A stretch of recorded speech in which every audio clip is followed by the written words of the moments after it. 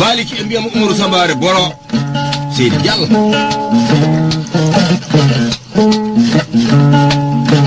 o pullo fuɗɗani kam dokkal nayi kañum e giyoloji e fuuɗi ooli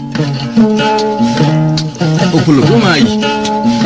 wurde bona maayde bona bonni yo rafi ñalade Umaru Sambare Boro men jaltinama Diallo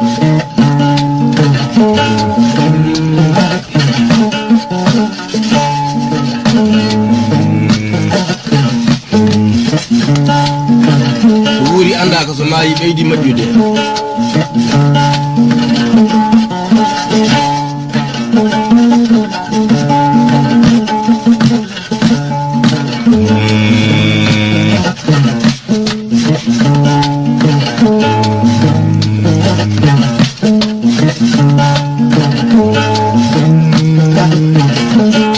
Bawdi Siro noddi pamaren duuɓi kemɗen duuɓeji ittoɗon dukur ñagotoɓe tolo fada e fadam faɗi e kelle fijoɓe e lolguel doƴeɗi siini buubu guurowo ham barke tanda ujune silam nagge bamma korona ayi o galle noddodiral mum hirade yo ñaaƴo tan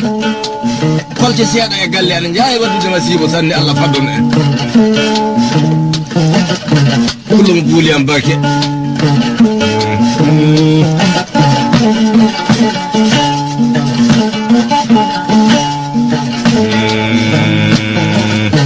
nayi ina fiya mede doɓodiro o resi e dane mum don donno way ko leydi so fulɗum doki e dañeje dono doole ɗe coodaka examen doppotoɗo juɗe doɓal doɗotoɗo bujo nufe kolto Bakar donc naaro konne en fulla Amadou Baba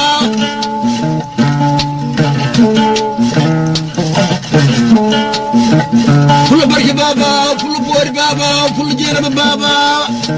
fulla pañoori lañoori Baba faduma wuldu bidani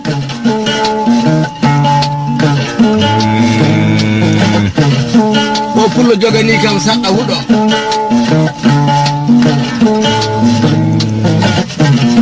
tonnay meɗen ɗinna ñamata gambarawol miɗen mbiya Mouhammadi ɓi Hammadi joom hagaño kajatu guuro tayibu sa yi dasol wonko daasi ɗum mawɗo e kaaliɓe mbi narata noppi ɗi ka idan tan reedu narata wala ko gaɗɗa e jungo an mbiya a ñinaka ñeeƴe minen dumen ñinakam